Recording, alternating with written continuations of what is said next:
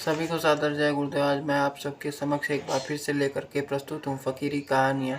कमियाँ सब में हैं, तो आइए हम सब कहानी सुन करके अपनी अपनी कमियों को दूर करें और कहानी से कुछ सीखने का प्रयास करें और समाज के लिए एक अच्छा मार्गदर्शन प्रदान करें। खुद के लिए भी करें और समाज के लिए भी करें, क्योंकि यह बज रहा काल का डंका, कोई बचने न पाएगा और बचेगा साध जन कोई। जो सत से लौ लगाएगा, तो संत महात्माओं की कहानियों उसे अनुसरण करते हुए लेते हुए और उनके मार्ग पर चलते हुए एक प्रयास करें कि विपरीत समय से बचा जाए। तो जय गुरुदेव, सभी को जय गुरुदेव। कहानी ध्यानपूर्वक सभी लोग सुनेंगे और मेरे से कोई गलती हो जाए तो आप लोग सदैव माफ़ करते रहेंगे। जय गुरुदेव। कहानी का नाम है इसमें ब्रह्मा उसमें ब्रह्मा। एक गांव में एक पंडित जी रहते थे। उनकी पत्नी उनसे रोज कहती थी कि लड़की सयानी हो गई है, इसके लिए एक सुयोग्य वर ढूंढिए।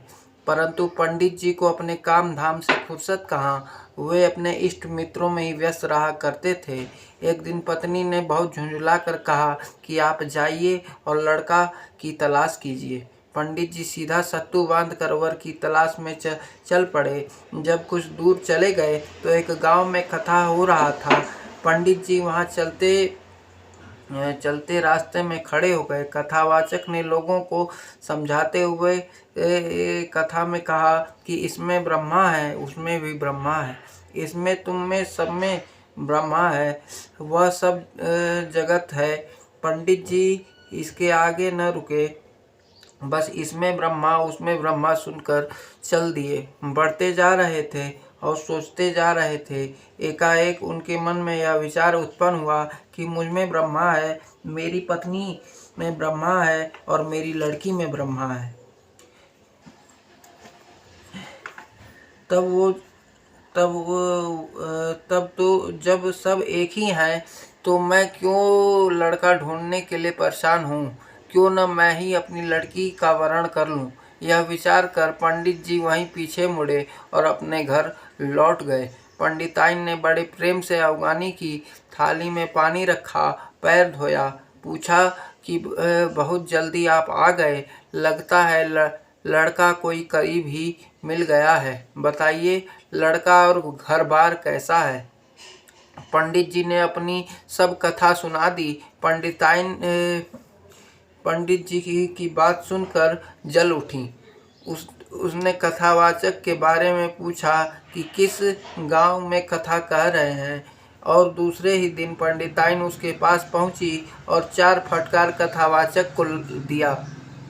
कहा कि आपने कहा बता दिया, वह तो लड़की से ही शादी करने के लिए कह रहे हैं। कथावाचक विचारवान थे। उन्होंने कहा कि देवी घबराओ नहीं, पंडित जी को शादी की तैयारी करने दो। सिंदूरदान के पहले एक नियम यह रखना कि पंडित जी को जेवनार खिलाना, उसमें ऐसी व्यवस्था करना कि एक थाली में हर प्रकार का भोजन सामग्री रखना और बीच में खाली जगह रखना। मैं शादी के दिन आऊँगा। पंडिताइन चली आई। शादी की तैयारी होने लगी। शादी के दिन कथावाचक भी आ गए।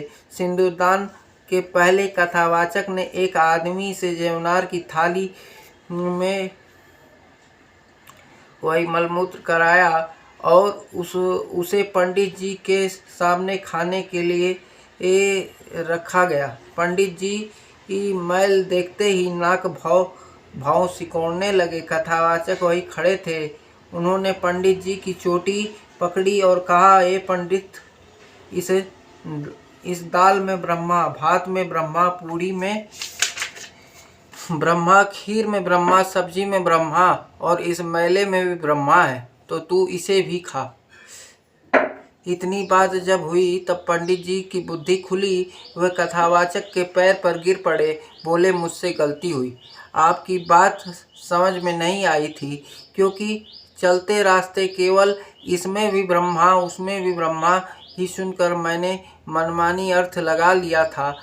इसके बाद फिर वर की तलाश पंडित जी ने किया और कन्यादान दी। ठीक यही स्थिति आजकल के लोगों की है। रास्ते चलते पॉकेट में हाथ डाले खड़े हो जाते हैं और लुफ्त के लिए 2 मिनट और 5 मिनट न कुछ देखा न कुछ सुना और कहते हैं कि समझ लिया बाबा जी को 2-5 मिनट के सत्संग में। शिवनेत्र तो शंकर के पास था। यह बाबा जी हजारों लाखों निपणों को ठग रहे हैं और जो बैठे हुए हैं मुझे दिन में कई बार खरीद बेच सकते हैं। दुनिया के पढ़ाई के लिए तो आप इतना तन मन धन खर्च करते हैं, फिर भी कुछ नहीं प्राप्त कर पाते हैं। और परमार्थ का धन, परमात्मा और आत्मा का ज्ञान आप चलते रास्ते शराब और मांस खाते पीते दुराचार करते कराते पा लेना चाहते हैं। आपकी बुद्धि की बलिहारी है। मैं मरने के पहले आत्मा को शिवनेत्र खोलकर परमात्मा से मिलाने का काम करता हूँ। स्वामी जी कह रहे हैं, मैं मरने के पहले आत्मा को शिवनेत्र खोलकर परमात्मा से मिलाने का काम करता हूँ। आप आइए, बैठिए, बाबा जी की बातों को पहले सुने, फिर परीक्षा करके देखें। यदि 100 में से 75 आदमी को अनुभव होता है तो रास्ता सही है। वे 25 इसलिए अनुभव नहीं कर पाते क्योंकि तरह तरह की भावनाओं से आते हैं। कितने तो बाबा जी को ही चेला बनाने के लिए आते हैं। इसलिए विचार करो, परमात्मा ने आपको बुद्धि दी, कुछ सोचो समझो। यह मनुष्य शरीर चला जाएगा। अगर आपने अपना काम नहीं किया तो फिर नरकों में दुख सहोगे, मार पड़ेगी। अरे बनिया के दुकान पर 2 आने पैसे के लिए आप विश्वास करते हो और बाबा जी के ऊपर नहीं। अफसोस है, विश्वास तो पहले आपको करना ही होगा। जब बाबा जी की बात देखने और सुनने को मिले तब सच मान लेना। अगर रामायण, गीता, वेद, संतों की पुस्तक सच हैं तो बाबा जी की बातें भी सच हैं। पूरी बात सुनो। पंडित जी की तरह अधूरी बात सुनोगे तो आप भी गलत काम करोगे। जय गुरुदेव। तो सभी को सादर जय गुरुदेव।